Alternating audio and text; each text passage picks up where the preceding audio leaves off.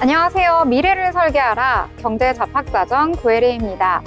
벌써 11월의 마지막 주가 됐습니다. 이제 한 주의 시작 월요일도 다가왔는데요. 월요일도 어떻게 마무리가 되었을지 참 궁금합니다. 오늘 밤도 경제 이야기 나누면서 하루를 마무리해보려고 하는데요. 오늘은 정예린 아나운서와 함께 오붓하게 경제 이야기 나눠보도록 하겠습니다. 안녕하세요. 안녕하세요. 네, 그러면 지난 금요일 미증시부터 어떻게 마무리가 되었는지 살펴보도록 하겠습니다. 자, 지난주 금요일 뉴욕 증시 3대 지수는 모두 상승을 하면서 마감을 했습니다. 이 경제 지표가 발표가 되었는데 이것으로 인해서 경제가 좀 개선될 것이다 라는 기대감과 함께 3대 지수 모두 상승하면서 마감을 했습니다. 이 3대 지수가 모두 상승한 것은 2거래일 연속이었는데요. 이 대선 이후에 이어진 상승 랠리가 조금은 주춤하나 싶었는데 다시금 탄력을 받은 것으로 보입니다. 이 자금이 대형 기술주 등에서 이 금융, 소비재, 중소형주 등으로 경기 민감주 쪽으로 이동하는 모습이 보였는데요. 특히 엔비디아 같은 경우에는 3.22% 하락하면서 마감하는 모습 보였고요. 이 밖에도 아마존은 이 오픈 AI의 최대 경쟁 업체인 엔트로픽에 대해 이 40억 달러 추가 투자 계획을 공개했지만 주가는 밀리면서 마감을 했습니다. 또 회계 부정 의혹이 있었죠. 슈퍼 마이크로 컴퓨터 같은 경우에는 이 새로운 회계감사기관을 선정 발표하고 이 실적 보고 계획안을 당국에 제출을 했습니다. 이에 따라서 주가는 상승 전환하면서 마감을 했는데요. 이 최근 5거래일간 굉장히 흐름이 좋았습니다. 상승률이 무려 65.42%를 기록하는 모습을 보여줬습니다. 또 최근 들어서 많은 투자자분들이 이곳에 지금 눈을 돌리고 있죠. 바로 비트코인입니다. 비트코인은 개당 99,500달러까지 오르면서 10만 돌파를 목전에 두고 있는 모습인데요. 정말 많은 분들이 이제는 플러스권이 되었다라고 외치시는 분들이 많이 보이고 있는 요즘입니다. 또 경제지표는 굉장히 잘 나왔는데요. 11월에 제조업 PMI 지수 같은 경우에는 시장 예상치에 부합하면서 4개월 동안의 모습 중에서 최고치를 기록하는 모습을 보였고요. 또 11월 서비스업 PMI 같은 경우에는 32개월 만에 최고치를 기록하는 모습을 보여줬습니다. 한번 이번 주에는 좀 거래량이 미증시에서 좀 줄어들 것으로 보이는데요. 이번 주에는 추수감사절로 인해서 뉴욕 증시는 개장 시간이 줄어들게 됩니다. 이 추수감사절 당일인 28일에는요, 주식시장이 휴장을 하고요. 그 다음 날인 29일에는 이 조기에 폐장을 하는데요. 이 미국 시간으로는 오후 1시에 폐장을 하고요. 우리나라 시간으로 보자면 30일 오전 3시에 장이 마치니까요. 여러분 참고하시고 투자하시길 바라겠습니다. 이번 주에는 이 미국의 증시가 쉬는 것과 더불어서 좀 거래량이 줄 것으로 예상이 되어서요. 우리 증시에는 또 어떻게 영향을 미칠지 이 점도 좀 분석을 하면서 여러분 투자하셔야겠습니다.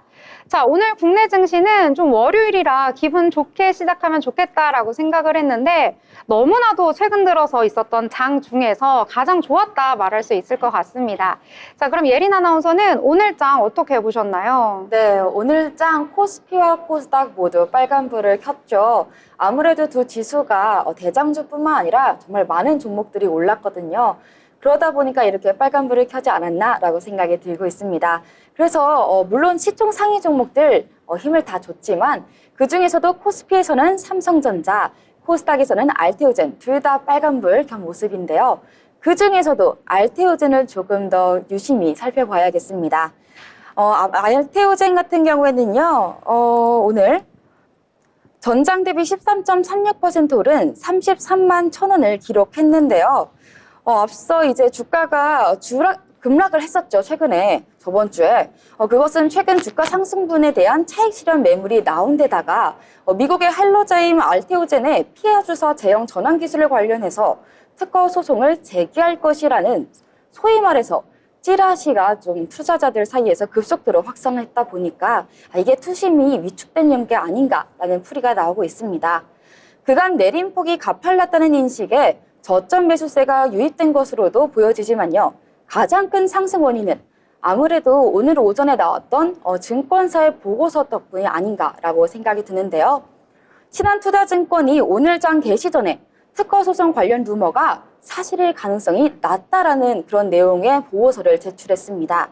엄민용 신한투자증권 연구원은 지난주 할로자임의 특허 침해 가능성 언급 외사 보고서와 그리고 이대주주의 매도설, 그리고 매출 로열티 논란, 대규모 유상증자설이 나왔다면서 키트루다 피아주사는 3상에 또 성공했죠. 저번 주에 이슈가 나왔었는데 또 생산 공장 건설을 위한 조달은 또 호재로 보인다고 언급을 했습니다. 또 이대주주는 오히려 지분을 늘렸고 또 특허는 한로자 이미 침해를 했고 결국 루머 중 진실은 없었다고 이제 말을 해줬는데 그러다 보니까 증권사에서도 회복세를 전망한다는 의견을 주면서 많은 투자자들이 알테오젠 다시 담아야 하나라는 생각이 들었는지 오늘 강한 모습을 보여줬습니다. 이런 소식들이 투자자들의 구미를 당기고 이제 알테오젠 1위를 탈환하는 것이 아니냐는 의견이 조금 많이 나오고 있는데요. 저번 주에 이제 의견들이 많이 있었지만 오늘 다시 일어선 모습인데요. 이렇듯 악재가 좀 터지더라도 하나하나 조금 꼼꼼히 살펴보면서 앞으로의 호재는 뭐가 나올지 또 어떻게 조금 다가가야 될지에 대해서 좀 살펴봐야 할 것 같습니다. 네, 이렇게 알테오젠 오늘장에서 좀 강한 모습 보여줬는데요. 저희가 아까 그 얘기 했잖아요. 이게 좀 오르기 전에 네. 담아두면 좋았을 걸. 그러니까요. 저점일 때, 저번 주일 때 계속 떨어질 때 그때 샀어야 되는데 또 하루는 막 40% 이상씩도 막 이렇게 계속 떨어졌었잖아요. 그러니까 계속 떨어지니까 어디까지 떨어질지 좀 부담스러워서 담지 않았는데 네. 역시 좀 위험에 좀 베팅을 해야 되지 않나 이런 생각이 좀 그렇죠. 드는데요. 만약에 리스크보다는 수익률이 조금 더 중요하다 싶으신 분들은 그런 관점에서도 바라볼 수 있는데 아무래도 제 간은 조금 작았나 봅니다. 그렇죠. 미리 알았으면 참 좋았을 텐데 오늘 또 이러한 보고서가 새로 나오면서 좀 주가가 반등하는 모습을 보였던 알테오젠이었습니다. 자, 그리고 많은 투자자분들 이 종목이 올라서 오늘 좀 기분이 좋으셨을 것 같습니다. 바로 삼성전자인데요. 이 삼성전자와 SK하이닉스 오늘은 좀 분위기가 좋았습니다. 바로 미국발 호재인데요. 바로 엔비디아죠. 엔비디아에서 좋은 내용이 좀 전해질 때마다 국내 증시에서 특히 반도체가 좀 강세를 보이는 것 같습니다. 오늘은 또 반도체 어떤 내용이었냐면요. 이 젠슨항 엔비디아 CEO가 이 삼성전자에서 만든 이 AI 메모리 칩 납품 승인을 위해서 최대한 빨리 작업 중이다. 이러한 내용을 이 홍콩에서 밝혔다고 합니다. 이 삼성전자로부터 5세대 HBM인 HBM3 8단과 12단을 모두 납품받는 방안을 검토하고 있다고 밝힌 건데요. 앞서 삼성전자 같은 경우에는 이 실적을 발표한 이후에 3분기 실적 컨퍼런스 콜에서 이 4분기 중에 HBM3 판매 확대가 가능할 것이다 라고 전망한다는 이야기를 했었는데요. 이 전체 HBM에서 HBM3 매출 비중은 이 3분기 10% 초중반 수준까지 증가를 했고 또 4분기에는 50%를 예상한다고 전했습니다. 이 삼성전자 같은 경우에는 이 HBM3를 좀 엔비디아에 납품하기 위해서 엔비디아에서 진행하고 있는 이 퀄 테스트 좀 승인을 하려고 노력을 하고 있는데요. 2월에는 세계 최초로 12단 HBM3를 개발했다라는 이 소식까지 전했었습니다. 그래서 지금 HBM 관련해서는 SK하이닉스가 좀 선두를 달리고 있잖아요. SK하이닉스와 마이크론이 선점한 이 8단 HBM3를 건너뛰고 우리 삼성전자는 12단에서 승부를 보겠다라고 좀 선포를 했었는데요. 하지만 이 3월에 젠슨항 CEO가 직접 이 삼성전자의 12단 제품의 승인 사인을 남겼다라는 이야기가 나온 직후에 퀄 테스트에는 통과하지 못했다라는 이야기가 전해지면서 이 당시에 삼성전자 주가는 많이 흔들리는 모습을 보였습니다. 이후에 계속해서 좀 SK하이닉스는 상승하는 모습 보여줬고 삼성전자 같은 경우에는 그다지 힘을 쓰지 못하는 모습 보여줬는데요. 하지만 이제 삼성전자가 엔비디아에 좀 HBM을 납품할 수도 있다는 기대감이 모이면서 오늘장에서 좀 강세를 보였습니다. 삼성전자 같은 경우에는 현재 8단과 12단 HBM3를 현재 AMD에 공급하고 있는 것으로 나타났는데요. 하지만 AMD에 납품하고 있다 하더라도 이 HBM 시장에서는 엔비디아가 가장 큰 비중을 차지하고 있기 때문에 엔비디아에 납품을 해야지 그래야지만 좀 주가에도 상승 모멘텀을 키울 수 있다라는 평가가 나오고 있습니다. 시장 조사업체 트렌드포스에 따르면요, 이 글로벌 HBM 수요에서요, 엔비디아가 차지하는 비율은 58%, 절반이 조금 넘는 수준이고요. 구글 같은 경우에는 18%, 그리고 AMD는 8% 정도에 불과하다고 합니다. 그래서 좀 HBM 쪽으로 조금 더 좀 시장을, 글로벌 시장을 선점하기 위해서는 엔비디아에 납품하는 것이 중요하다라는 것이 포인트인데요. 이 업계에서는 조만간 삼성전자가 HBM이 엔비디아의 최종 승인을 받게 되면은 본격적으로 제품 양산에 들어갈 것이다 라는 전망이 이제 코앞에 다가왔다, 이렇게 기대를 하고 있는 모습을 보였습니다. 자, 그래서 오늘 같은 경우에는 삼성전자 좀 좋은 흐름 보여줬고요. 이 밖에도 리노공업 같은 경우에 5거래일 연속 상승 나타내주고 있고, 가온칩스 같은 경우에는 지난주 금요일에 52주 최저가를 찍었다가 오늘은 이러한 관련된 이슈가 나오면서 좀 상승하는 모습을 보여줬습니다. 이렇게 반도체에 좀 훈기가 들어오니까 주가 전반에도 좀 상승을 하는 모습을 보여주고 있는데요. 자, 그렇다면 오늘 장에서 또 주목해 봐야 할 내용 어떤 것들이 있는지 한번 알아보겠습니다. 예린 아나운서는 어떤 내용에 좀 주목을 하셨을까요? 네, 올해 계속 사실 밸류업 지수에 대한 이야기들이 나왔습니다. 저번 주에 한국거래소가 12월 20일에 밸류업 지수 구성 종목을 공개한다고 얘기를 했는데요. 이런 밸류업 계속 언급되고 있는 만큼 이 밸류업과 관련된 이야기, 테마를 조금 얘기해 볼까 합니다. 바로 LG 관련주, LG그룹주인데요. 최근에 7개 계열사가 동시에 밸류업 계획을 발표한 LG그룹주가 장 초반부터 동반 강세를 보였습니다. 우선 LG 생활건강에 대해서 주가 지금 한번 확인해 보면요. LG 생활건강은 전거래일 대비 0.15% 오른 32만 6천 원을 기록했고요. LG 에너지 솔루션 같은 경우에는요, 3.58%, 그리고 LG화학은 2.85%, 그리고 또 LG 이노텍도 보겠습니다. 오늘은 4.8% 올랐고요. LG 헬로비전은 0.6%, 또 마지막으로 확인해 볼게 LG전자는 오늘 0.96% 상승했습니다. 네, 이렇게 대체로 강세를 보이고 있는데 이날 강세는 LG그룹이 지난 20일 발표한 기업 가치 재고 계획에 대한 기대감이 반영된 것으로 보여지고 있는데요. 아무래도 LG그룹 지주사가 LG는 5천억 원 규모 자사주를 2026년까지 전량 소각하기로 했습니다. 배당 성향도 기존 50%에서 별도 재무제표 기준인 60%까지 올라가는데요. 이와 함께 LG그룹의 7개 계열사가 일제히 기업가치 재고 계획을 발표했습니다. 네, 이에 따라 LG전자는 20에서 25%, 또 LG화학은 20에서 30%, LG노텍은 10에서 20%, LG생활건강은 30% 이상을 유지한다고 말을 했는데요. 이렇게 배당 성향을 높이기로 한 걸 보면 또 LG전자, LG화학, LG유플러스는 또 ROE를 10% 이상으로 높일 계획이라고 밝혔습니다. 여기서 증권가의 의견도 들어봐야겠죠. 증권가에서는 이런 LG그룹에 대한 긍정적인 평가를 하고 있습니다. SK증권 같은 경우에도요, 최건순 SK증권 연구원이 LG그룹 지주사 LG가 내놓은 주주 환원 정책에 대해서 최근 LG화학, LG전자, LG생활건강 등 주요 자회사 주가 부진에 따라 LG 주가도 부진했으나 기업 가치 제고 계획 공시를 통해 발표한 강화된 주주 환원 정책은 할인율 축소를 통해 LG 주가의 상승을 견인할 수 있는 요인이 될 수 있다. 그래서 결국에는 상승할 수 있다라는 이야기를 나눠줬습니다. 이처럼 LG그룹의 행방에 대해서도 12월 20일까지 그런 부분들이 밸류업과 관련된 이슈가 있으니까요. 꾸준히 조금 확인해 보시면 좋을 것 같습니다. 네, 이렇게 그룹과 관련한 주가의 흐름도 저희가 살펴볼 수 있었는데요. 이 지난주에 두산그룹에 이어서 또 LG그룹도 계속해서 이 기업의 경영과 관련해서 좀 주가가 연동되는 모습을 보이니까요. 참고해서 함께 살펴보시면 좋을 것 같습니다. 자, 이렇게 오늘장 미국 증시까지 함께 이야기 봤습니다. 저희와 함께 하시면서 미래를 설계하는 전략 함께 세우시길 바랍니다. 더불어 본 방송에서 제공하는 정보는 투자 판단에 대한 조언일 뿐 해당 종목의 가치, 상승과 하락에 대해서는 보장하지 않습니다.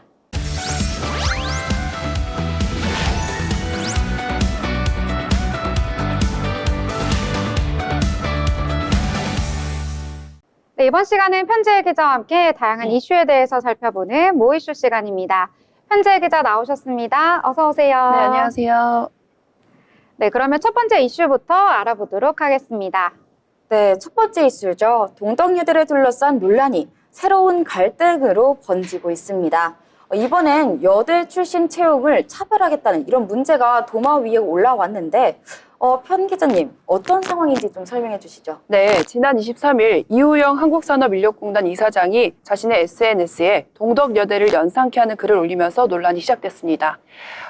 이 이사장은 서울의 디귿여대 출신은 채용에도 며느리로도 받아들이고 싶지 않다고 적었는데요. 해당 글은 사과와 함께 삭제됐지만 파장은 여전합니다. 익명 직장인 커뮤니티에서도 비슷한 내용이 잇따르고 있습니다. 국내 대기업, 공기업 재직자라고 주장하는 이들이 동덕여대 출신은 채용에서 배제하겠다는 글을 올려 논란이 커지고 있습니다. 네. 아무래도 공개된 채용 과정에서 여대 출신을 차별하는 건 사실 이례적인 일인데요. 이런 행위가 법적으로도 좀 문제가 될까요? 네, 맞습니다. 현행법에 따르면 성별이나 출신 학교를 이유로 채용 과정에서 차별하는 것은 명백히 불법입니다. 남녀 고용 평등과 일가정 양립 지원에 관한 법률에 따라 위반 시 500만 원 이하의 벌금형에 처해질 수 있습니다. 다만 이번 사안은 그 익명 커뮤니티에 올라온 글들에 대한 진위를 확인하기 어렵다는 점에서 실제 채용 과정에서 이런 차별이 있었는지 추가 조사가 필요한 상황입니다. 네. 그렇다면 사회적 반응은 지금 어떤가요? 네, 전문가들은 이번 논란이 특정 학교 출신과 성별을 이유로 그 공포 효과를 유발할 수 있다고 경고하고 있습니다. 또 이것은 학생들이 헌법적인 권리인 집회, 결사의 자유를 침해할 소지가 있다고도 덧붙였는데요. 특히 이런 차별적 기조가 펴지는 것은 기업의 공적인 가치에 타격을 줄 수 있는 만큼 시민사회와 기업 모두 비판의 목소리를 내야 한다는 의견도 나오고 있습니다. 네, 그렇군요. 단순한 발언을 넘어서 사회적 경각심이 필요한 문제인 것 같습니다. 편 기자님, 앞으로의 진행 상황도 잘 살펴주시면 고맙겠습니다. 다음 소식으로 넘어가 보도록 하겠습니다. 네, 다음 소식은요. 자녀 계정 잇따른 정지 논란입니다. 최근 인스타그램에서 아이 계정을 운영하는 이 부모님들 사이에서 좀 논쟁이 생겼다고 합니다. 이 자녀 계정을 만들어서 일상을 공개하는 분들 굉장히 많으신데요. 이 부모님들이 갑작스럽게 정지를 당했다고요? 네, 그렇습니다. 소셜미디어 인스타그램으로 자녀의 그 일상과 성장 기록을 남기시는 분들이 많으셨을 텐데요. 걸그룹 크레용팝 출신의 소율 씨가 딸 잼잼이의 인스타그램 계정이 정지됐다며 속상한 마음을 드러냈고, 또 방송인 제이슨 씨도 아들 준범이의 계정이 일시 정지됐다는 사례를 언급하기도 했습니다. 이뿐만 아니라 일반인 부모들 사이에서도 자녀 계정이 갑작스럽게 정지되었다는 글이 온라인 커뮤니티를 잇따라 올라오고 있는 상황입니다. 네. 저도 SNS 하다 보면 그 아이의 귀여운 영상이라든지 좀 예상치 못한 에피소드 이런 것들 영상을 올리시는 분들이 굉장히 많았는데 왜 갑자기 그러면 정지가 된 건가요? 네, 문제는 인스타그램의 정책 때문입니다.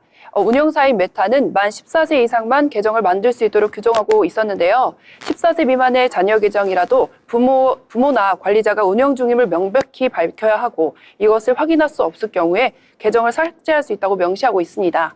이것 때문에 최근 부모님들 사이에서는 아이 이름 대신 부모님 이름으로 계정을 설정하는 등 임시 방편이 공유되고 있는 상황입니다. 좀 이렇게 아이를 영상 찍어서 올리고 이런 거 굉장히 많이 봤던 것 같거든요. 네. 좀 꽤 오랫동안 해왔던 것 같은데 그럼 메타가 갑자기 이렇게 강경하게 정책을 시행하는 이유가 따로 있을까요? 네, 미성년자를 보호하겠다는 취지라고 합니다. 특히 청소년들이 유해 콘텐츠에 노출되거나 범죄에 휘말리는 일을 예방하기 위한 정책인데요. 내년 1월부터는 한국에서도 10대 계정이 기본적으로 비공개 상태로 전환이 된다고 합니다. 이미 미국과 영국 등 일부 국가에서는 시행 중에 있고요. 또 비공개 계정은 승인된 팔로워만 게시물과 메시지를 주고받을 수 있는 상황입니다.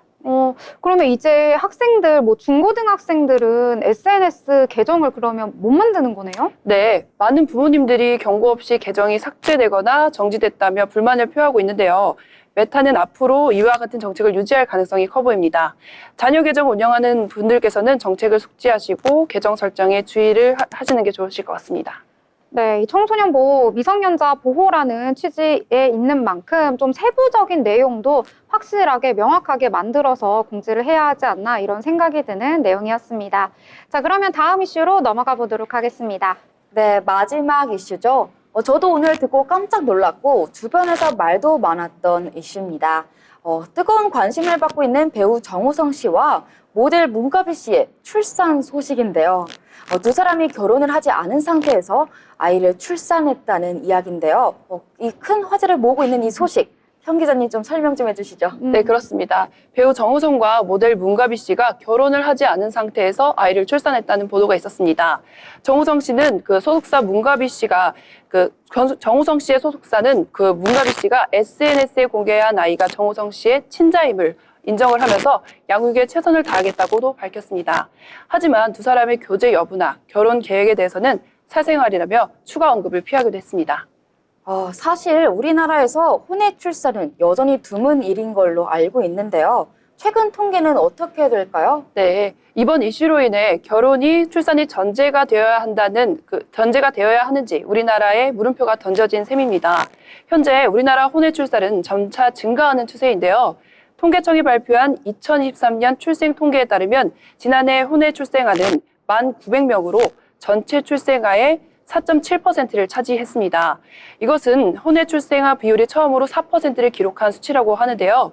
혼외 출생아 수는 2020년 이후 매년 증가하고 있고 결혼하지 않고 동거하는 그 사실혼 관계에서 출산한 사례가 늘어난 것으로 주요 원인으로 꼽히고 있습니다. 네, 물론 증가는 하고 있지만 다만 다른 나라보다는 여전히 낮은 수준이겠죠? 네, 맞습니다. 경제협력개발기구 OECD 회원국의 평균 혼외 출생률은 41.5%라고 하는데요. 우리나라는 이것보다 훨씬 낮은 편입니다. 다만 결혼과 출산에 대한 인식 변화와 함께 혼외 출생이 점차 증가하고 있는 만큼 관련 정책이나 사회적 논의도 필요하다는 목소리가 나오고 있습니다. 네, 전통적인 가족 형태에서 벗어난 사례들이 늘어나면서 새로운 논의가 필요한 시점인 것 같습니다. 네, 이렇게 세 가지 이슈 다양하게 저희 알아봤습니다. 자세한 내용 전해주신 편재 기자 감사합니다. 네, 감사합니다.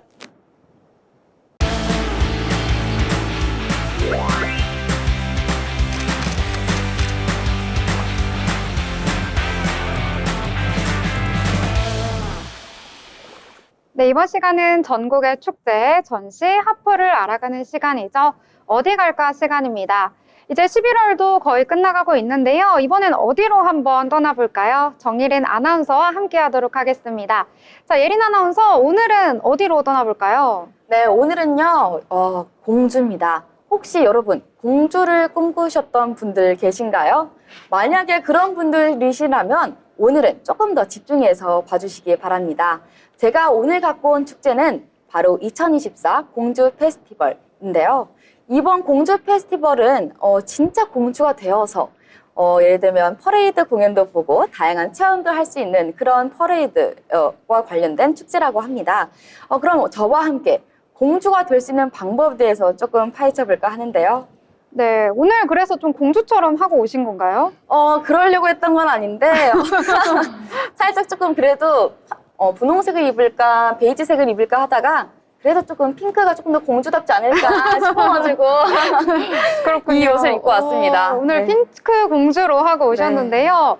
이 공주가 되고 싶은 꿈, 특히 어린 아이들, 자녀를 두신 분들에게는 자녀들에게 좋은 추억이 좀 될 것 같습니다. 자, 그렇다면 이번에 공주 축제 어떻게 진행이 되나요? 네, 공주 페스티벌은 8월 24일부터 12월 7일까지 진행이 되고요. 또 매일 오후 7시부터 9시까지 진행이 됩니다. 좋은 소식이 하나 더 있죠. 바로 입장료는 무료라는 점인데요. 입장료가 사실 부담이 되면 좀 가기가 싫어지는데 부담도 없으니까 편하게 가시면 좋을 것 같아요. 공주 한옥마을과 그 일대에서 펼쳐지는 공주 페스티벌, 전통과 현대가 어우러져 다양한 체험이 준비되어 있다고 하는데요. 그러다 보니까 가족이나 친구 또는 연인과 함께 또 정말 즐거운 하루가 될 것 같습니다. 공주 페스티벌 보니까 8월부터 12월까지 진행이 돼서 굉장히 오랜 기간 이 축제가 진행이 되고 있더라고요. 이렇게 오랫동안 좀 축제를 진행하는 이유가 좀 있을까요? 네, 혜림 아나운서가 정말 섬세하게 잘 캐치해 줬는데요. 이 공주 페스티벌은 기본적으로 야간 퍼레이드, 야간 거리 축제, 그리고 야간 플리마켓이 매월 콘셉트가 다르다고 합니다. 8월 같은 경우에는요, 물의 공주, 그리고 9월은 빛의 공주, 10월은 백제의 공주인데요. 이번 달인 11월은요, 상상 속의 공주라고 해서 상상 속의 공주와 현실이 되는 밤을 보여준다고 합니다. 또 다음 달인 12월에는 얼음 공주라고 해서 얼음 공주와 따뜻한 꿀밤을 먹는 콘셉트로 진행이 된다고 하네요. 네, 그 아까 예린 아나운서가 누구와도 함께 충분히 즐길 수 있다고 하셨는데 어떤 즐길 거리가 또 있는지 말씀해 주시겠어요? 네. 그럼 공주 페스티벌 즐길거리 본격적으로 말씀드려보겠습니다. 먼저 기본적으로 야간 퍼레이드가 바로 메인 프로그램인데요. 이 페스티벌 일정표를 한번 보여드리겠습니다. 저녁 7시에는 공주님이 등장 전에 작은 무대와 공연이 진행이 되고요. 7시 반부터는 공주님이 등장하면서 반갑게 여러분들과 함께 인사를 진행하고 또 이때 못 인사를 했다, 내가 공주님을 못 봤다 하시는 분들을 위해서 8시 반에 공주님이 다시 또 등장을 해준다고 합니다. 그렇게 해서 저녁 7시부터 9시 반까지는 공주 페스티벌과 어울리는 플리마켓도 진행이 된다고 하는데요. 이와 더불어서 함께 진행되는 프로그램들 더 자세히 얘기해 볼까 합니다. 유료긴 하지만 3가지의 참여형 프로그램도 존재합니다. 프린세스 메이크업 풀 패키지라는 프로그램은 공주로 변신할 수 있는 특별한 체험인데요. 단돈 10,000원에 하루 종일 진짜 공주가 될 수 있는 그런 체험을 하는 겁니다. 또 다음번엔 공주 온밤 등불 만들기라고 해서요. 2,000원을 통해서 이 프로그램으로 나만의 아름다운 등불을 제작할 수 있습니다. 무드 등 캐리커처 그리기라는 프로그램도 있는데요. 사실 사진 예쁘게 찍으면 좋겠죠. 그렇지만 그런 거는 너무 흔하다 보니까 이런 캐리커처를 이용하시는 건 어떨까 싶은데요. 이렇게 사진 추억보다는 좀 캐리커처를 통해서 무드 등에 그려 넣어서 집에 들고 가시면 집에 계속 남을 수 있는 그런 좋은 추억이 되지 않을까라고 생각을 합니다. 네. 정말 다양하게 내용 설명해 주셨는데요. 특히 프린세스 메이커 옛날에 좀 너무 옛날이는데 CD가 있었어요. 맞아요. 게임이 있었잖아요. 네. 그래서 네. 공주로 만드는 네. 근데 공주 만들기 쉽지 않고 돈을 벌어서 공주를 만들어야 되니까 일을 시켜서 이것저것 사야 돼서 결국에는 이제 그 공주가 될 줄 알았는데 왕에서 하녀가 되기도 하고. 맞아, 하녀죠, 하녀. 네. 성에서 일하는 하녀가 되기도 하고 그랬던 기억이 나는데요. 좀 네. 추억여행 떠나는 느낌이 좀 들었습니다. 자, 이 방송 보시고 많은 분들이 여기에 방문을 좀 하려고 하실 것 같아요. 저는 또 서울에 살고 있기도 하고 또 전국 각지에서 이곳으로 모여들다 보니까 가는 방법이 또 궁금하실 것 같은데요. 가는 길에 대해서도 설명해 주실까요? 네, 이번 페스티벌 전국에서 정말 많은 분들이 찾아주실 것 같습니다. 우선 공주까지의 이동 꿀팁 알려드리자면요. 자차를 이용하실 경우에 내비게이션에 공주시 한옥마을을 검색하시면 됩니다. 대중교통을 이용하신다면 공주 버스터미널에서 무료 셔틀버스를 이용하시면 되는데요. 만약에 나는 KTX를 이용했다. 그러면 KTX 공주역에 내려서 택시로 약 15분밖에 걸리지 않으니까 그냥 편하게 택시 타고 도착하시면 될 것 같습니다. 날도 추우니까 택시 타고 편하게 가는 방법 이야기해 주셨는데요. 자, 그러면 이번 축제를 즐기기 위해서 다양한 이야기 해 주셨는데 혹시 그 예린 아나운서만의 꿀팁 있을까요? 네, 한국인들 이런 꿀팁 정말 좋아하죠. 그래서 미리 이 공주 페스티벌을 위한 제가 꿀팁을 조금 준비해 왔습니다. 오전에는 한옥마을에서 전통 체험과 먹거리를 좀 즐기면 좋을 것 같고요. 오후에는 공상성과 무령왕릉을 보면서 공주의 역사와 문화를 조금 느껴보는 건 어떨까 싶습니다. 또 마지막으로 밤에는 야간 투어와 불꽃놀이로 하루를 마무리해보는 건 어떨까 싶은데요. 이렇게 불꽃놀이를 보다 보면 공주 페스티벌의 매력을 충분히 느낄 수 있을 것 같습니다.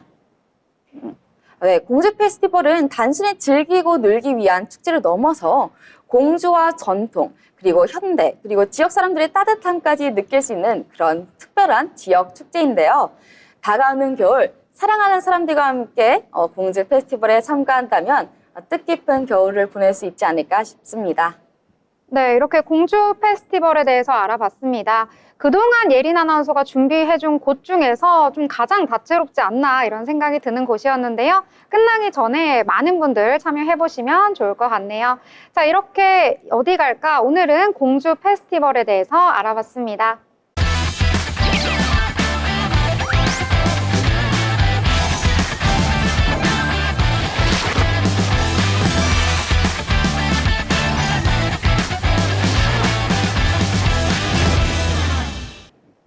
네, 이번 시간은 돈을 잘 벌고 싶은 고수가 되고 싶은 아나운서들이 모여서 주식 이야기, 경제 이야기 해보도록 하겠습니다. 그 전에 오늘 장 어떻게 마무리가 되었을지 한번 알아보고 넘어가 보도록 하겠습니다. 국내 증시는 월요일 오늘 좀 기분 좋게 마무리했습니다. 양대 시장 모두 플러스권에서 마감을 했는데요. 코스피와 코스닥 오늘 모두 견조한 상승세 보여줬습니다. 먼저 코스피부터 차트와 함께 보도록 하겠습니다. 코스피 같은 경우에 오늘 갭상승을 하면서 출발을 했습니다. 장중 내내 좀 견조한 상승세 이어가 주면서 오늘 거의 고점 라인에서 마감을 했는데요. 이 전거래일 대비 1.32% 상승하면서 2,534선에서 거래를 마쳤습니다. 지난주 금요일에 이어서 이 거래일 연속해서 상승하는 흐름 보여줬습니다. 이번에는 코스닥 보도록 하겠습니다. 코스닥도 오늘 역시 갭상승하면서 출발을 했습니다. 코스피와 분위기가 비슷한데요. 역시 장중 내내 계속해서 상승 탄력 이어가주면서 고점 라인에서 마감했습니다. 전거래일 대비 2.93% 상승했는데요. 거의 3%대 상승하면서 696선에서 거래를 마쳤습니다. 이어서 수급 흐름도 체크해 보도록 하겠습니다. 먼저 코스피부터 보도록 하겠습니다. 코스피에서는 오늘 외국인과 기관 좀 다른 흐름을 보여줬는데요. 외국인 같은 경우에는 오늘 매도 포지션 잡았습니다. 731억 원 매도 우위하는 모습 보였고요. 기관 같은 경우에는 4,500억 원대 매수 우위를 보였습니다.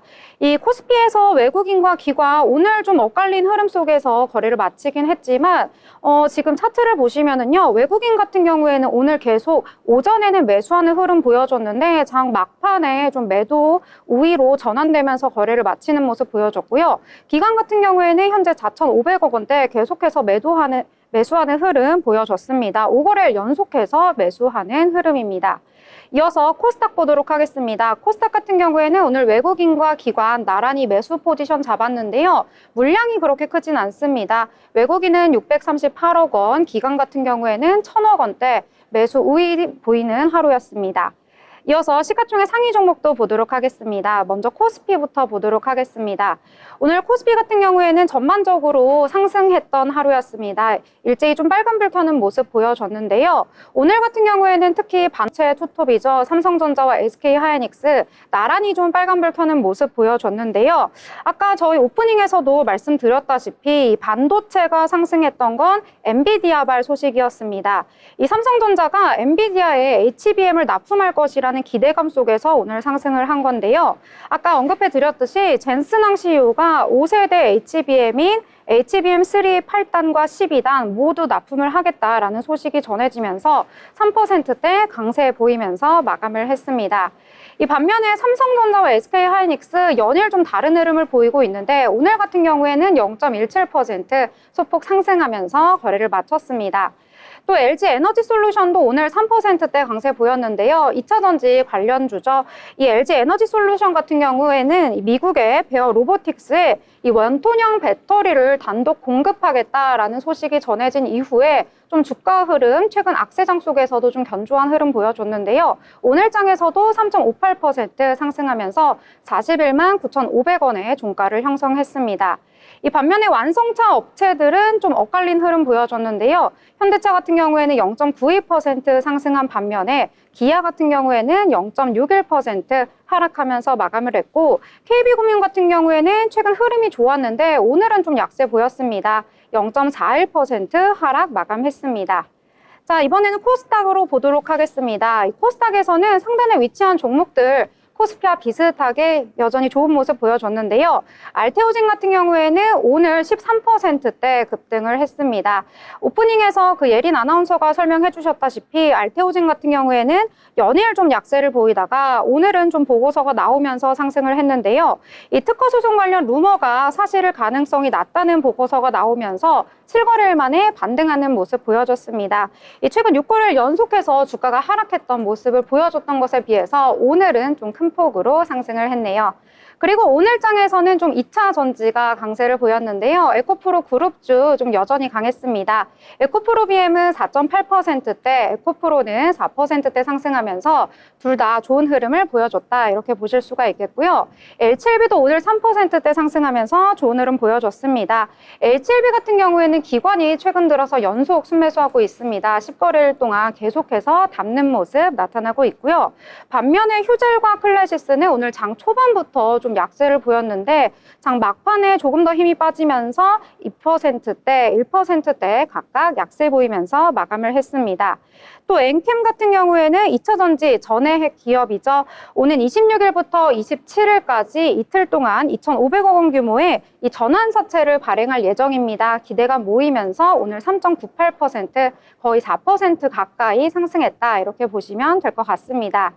자, 최근 들어 장 중에서 오늘 장 가장 좋았다라고 말씀드릴 수가 있겠는데요. 오늘 장 특히나 좀 시가총액 상단에 위치한 종목들이 상승을 해주면서 이 지수를 이끌었다라고 보실 수가 있겠습니다. 오랜만에 코스피와 코스닥 좀 큰 폭으로 상승을 해서 기분 좋게 한 주를 시작할 수 있을 것 같은데요. 자, 그러면 오늘 장에서 좀 올랐던 테마들도 굉장히 많거든요. 하나씩 살펴보면서 이야기해 보도록 하겠습니다.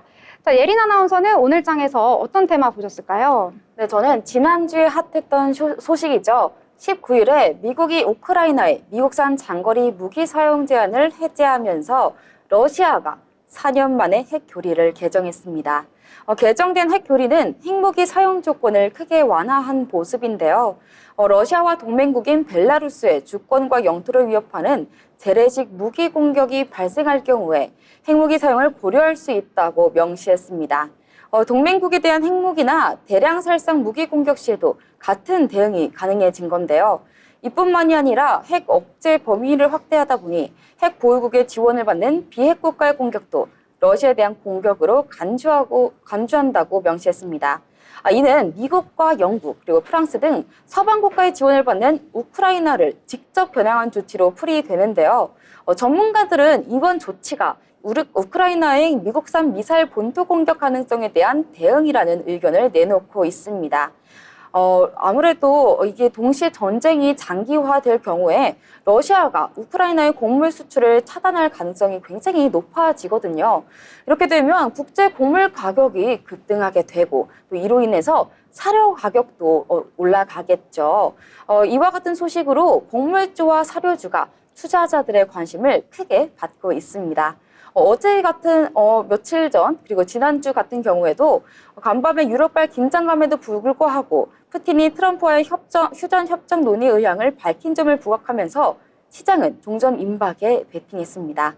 이에 방산과 사료주 차익 실현 매도세가 나왔기도 했고 우크라이나 재건 테마인 건설과 농기계도 강세를 보인 모습이었는데요.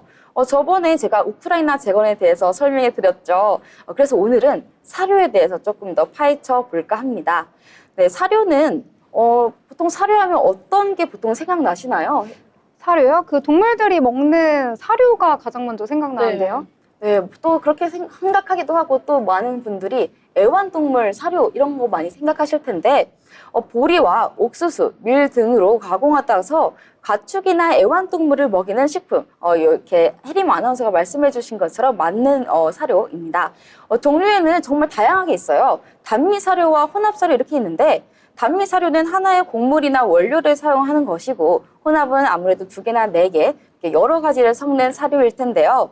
이 식량 관련주는 아무래도 자연재해나 이런 전쟁 또는 뭐 다른 글로벌 이슈에 대해서 굉장히 예민한 그런 관련된 테마입니다. 그렇다면 이 사료주, 다른 테마와 어떤 상관관계가 있을까요? 곡물주와 한번 비교해 보도록 하겠습니다. 옥수수나 대두 같은 곡물은 사료의 주 원료로 사용되죠. 따라서 곡물 가격 변동은 사료 생산 비용에 직접적인 영향을 줍니다. 그러다 보니까 곡물 가격이 상승하게 되면 곡물주도 오르고 사료주는 하락할 가능성이 높겠죠. 그런 부분을 조금 확인해 보시면 좋고요. 축산업 관련주와도 상관관계를 한번 확인해 보도록 하겠습니다. 축산업은 사료의 주요 소비처다 보니까 축산업의 규모나 성장 여부가 사료 수요에 좀 직결되는 점이 있는데요. 축산업 관료주와 사료주 보통은 동반 상승되거나 동반 하락합니다. 그래서 그런 부분도 확인하셔서 보시면 되겠고요. 방역주와 상관관계도 살펴보도록 하겠습니다. 가축 전염병이 확산되면서 가축 사육량이 줄어들어 사료 수요가 감소하면 사육 회복 시에는 다시 사료 수요가 또 급증하게 되는데요. 방역 테마와 사료주는 초기에는 조금 반대로 움직일 수는 있지만 사육 회복 단계에서는 조금 긍정적인 상관관계를 보여준다고 합니다. 그렇다면 이런 상관 관계 말고도 사료주에 대한 관련주, 대장주나 주도주는 또 뭐가 있을지 한번 확인해 볼 텐데요. 먼저 제가 알려드릴 종목은 바로 고려산업입니다. 고려산업은 사료주의 주도주인데요. 한번 오늘 어떻게 됐는지 확인해 보도록 하겠습니다. 고려산업 같은 경우에는요, 오늘은 조금 약한 모습입니다. 전장 대비 0.18% 하락한 2,750원을 기록했는데요. 고려산업은 1957년 고려건설 주식회사로 설립돼 1991년 코스피 시장에 상장됐죠. 이게 농업 관련 제품을 제조하는 기업으로 주력 제품은 농업용 비료와 사료인데요. 배합 사료의 안정적인 판로 확보와 함께 이제 축산물 유통 노하우를 축적을 위해서 식육 사업 부분을 운영하고 있습니다. 미국이나 남미 등으로부터 옥수수, 대두박 등 제품 생산에 필요한 원재료를 수입하는데요. 이게 대구와 청년의 사업장에 배합 사료 생산 공장이 있다고 합니다. 또 두 번째로 확인해 볼 종목은요, 미래생명자원입니다. 미래생명자원도 오늘 확인해 보면요, 오늘은 상승한 모습이죠. 전일 대비 1.09% 오른 4,170원으로 상승 마감한 모습입니다. 이곳은요, 생명공학 기술을 활용한 사료 개발과 생산을 주력으로 하는 기업이거든요. 동물용 사료 첨가제와 농업용 비료로 곡물 사료 시장에서 중요한 역할을 하고 있습니다. 2021년 5월에 반려동물 건강 및 위생케어 관련 토탈솔루션 전문기업인 아베크에 투자해 5.4% 지분을 확보했고, 또 이를 통해 플랫폼 사업 확대 및 펫케어 사업을 진출을 기대하고 있다고 하는데요. 이런 부분에 대해서도 확인해 보시면 좋겠습니다. 네. 자, 그렇다면 이제 또 다른 테마 함께 알아보도록 하겠습니다. 자, 이번에는 오늘 장에서 조금 생소한 내용일 수 있겠는데요. 탄소 나노 튜브입니다. CNT라고 하는데요. 여러분 화학 시간에 생각해 보시면 탄소 이제 C라고 표시하잖아요. 그 탄소의 C라고 보시면 되겠습니다. 이 소식은요, 이제 새로운 개발과 관련된 소식인데요. 이 한국전기연구원은 이 나노융합연구센터 한중탁 박사님이 이 차세대 2차 전지의 친환경 건식 공정에서 간편하게 사용할 수 있는 기술을 개발했다고 합니다. 이른바 고분산성 탄소 나노튜브 파우더 제조 기술이라고 하는데요. 이 기술이 바로 세계 최초로 개발이 됐다고 합니다. 이 CNT 같은 경우에는 여러분들은 이제 처음 들으신 분들이 많으실 텐데요. 이 강철의 100배 정도 강도를 가지고 있다고 합니다. 이 구리나 다이아몬드와 비슷한 강도라고 하는데요. 이 전기를 전도하는, 이 전기를 옮길 수 있는 이 정도도 구리에 버금가는 수준이라고 합니다. 그래서 이것은 새롭게 2차 전지, 이 전기차에 쓰이는 신소재라고 하는데요. 하지만 여기에는 기존에는 좀 단점이 있었습니다. 서로 응집하려는 이런 성질이 강해서요. 이 내부에서 서로 엉켜서 이 구조물들이 엉키는 그런 모습을 나타냈다고 하거든요. 그래서 실제로 전기차에는 좀 쓰이기가 어려웠다라고 했는데, 이번에 이 박사팀이 이 CNT를요, 가루, 이 파우더 형태로 만들었다고 합니다. 그래서 서로 뒤엉키는 것을 최소화해서 이제 손쉽게 이 소재로 쓰일 수 있게 만들었다는 건데요. 자, 이렇게 까다로운 이 과정을 통해서 건식 공정에 성공을 했다고 하고요. 이를 통해서 고용량 전지에 이것을 사용할 수 있게 됐다고 한 것이 오늘 나온 소식입니다. 생산 비용도 파우더로 만들었을 때 굉장히 저렴하게 되고요. 또 이것은 전기 전도도 굉장히 크게 훌륭하게 나타나기 때문에 전기차 업계에서 앞으로 사용을 했을 때 더욱더 부가가치가 높다라고 평가가 나오고 있습니다. 자, 오늘은 이와 같은 소식 속에서 국내장에서는 상보라는 종목이 좀 강세를 보였는데요. 이 상보 같은 경우에는 오늘 장중에 상한가를 터치하기도 했습니다. 하지만 장 막판에 윗꼬리가 달리면서 좀 마감을 했는데요. 그래도 전일 대비 15%대 강한 상승 보여주면서 마감을 했다라고 보시면 되겠고요. 또 다른 종목으로는 제이오가 있습니다. 이 제이오 같은 경우에는 오늘 역시나 좀 윗꼬리가 달리면서 마감하는 모습이 나타났거든요. 그래도 전일 대비 12%대 상승하면서 마감을 했는데, 이 종목 같은 경우에는 삼성 SDI의 다중벽 탄소 나노튜브를 공급을 개시하겠다라는 소식 속에서 오늘 좀 큰 폭으로 상승을 하는 모습 나타나줬습니다. 그리고 좀 시가총액 좀 높은 종목에서는요, LG화학 오늘 관련 종목으로 좀 부각을 받았는데요. 상승폭이 그렇게 크진 않습니다. 2.85% 상승을 하면서 마감을 했다라고 보시면 되겠고, 오늘 같은 경우에는 CNT 관련된 종목들이 장중에 조금 강한 상승을 보여줬다가 좀 관련된 종목들 장 후반에 힘이 빠지면서 일제히 윗골이 달면서 내려왔다라고 보시면 될 것 같습니다. 새롭게 나온 신소재인데다가 좀 전 세계다라는 타이틀이 붙은 만큼 앞으로 관심 있게 지켜보면 좋을 것 같습니다. 자, 그러면 또 다른 테마 함께 이야기해보려고 하는데요. 좀 여행과 관련된 테마 찾아보셨다고요? 네, 곧 있으면 겨울이고 겨울 휴가 다들 기다리고 계실 텐데요. 혹시 중국으로 여행 가시는 분들 계실까요? 저는 아직까지 중국 여행 계획은 없지만 언제 한번 장기로 중국으로 여행 가보면 좋을 것 같다. 가서 이것저것 맛있는 중국 음식도 먹으면서 마라탕, 허거, 지파 이런 걸 다양하게 먹어보고 싶다라는 생각이 드는데요. 혜림 아나운서랑 편지혜 기자님은 이번 겨울 여행을 좀 계획을 하셨는지. 저는 계획은 따로 안 했는데 좀 겨울에 갈 만한 여행지가 어디인지 좀 모르겠더라고요. 그 30일부터 그 중국에 입국하는 그 무비자 입국, 한국 여권 소지자의 무비자 입국 기간이 기존 15일에서 30일까지로 늘었잖아요. 그래서 그걸 기념해서 제가 중국 여행지 한 군데 추천드리겠습니다. 네. 중국이 처음이시라면 무조건 상하이가 좋으실 거세요. 왜냐하면 상해를 한번 가보시면 그 생각했던 중국이랑 매우 다르신데요. 도시가 전체적으로 깔끔하고 미래의 도시 같다는 느낌을 많이 받으실 겁니다. 또 다른 도시는 아니지만 상해는 또 영어를 또 잘 사용하시기 때문에 여행하시기에도 불편하심이 없으실 것 같습니다.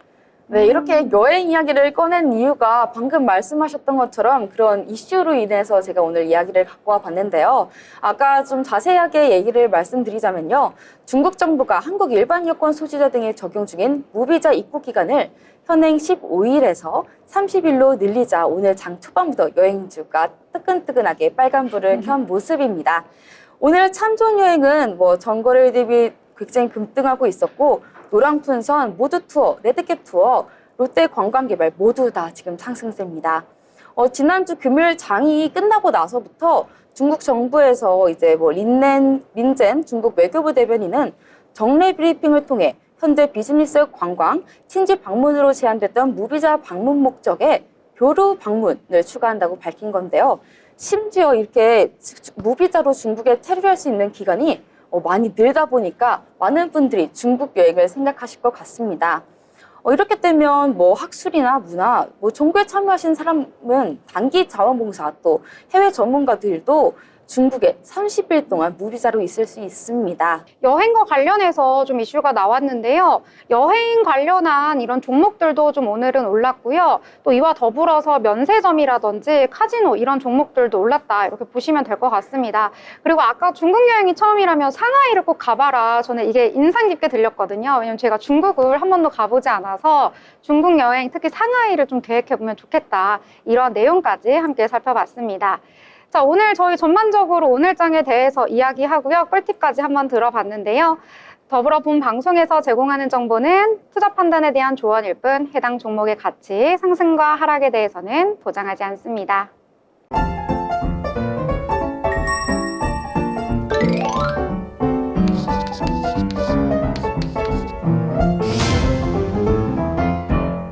네, 월요일도 이렇게 거의 마무리가 되어가고 있습니다. 자, 오늘장에 대해서 여러 가지 이야기 나눠봤는데요. 한번 이 모든 이야기 한 줄로 표현해 보도록 하겠습니다.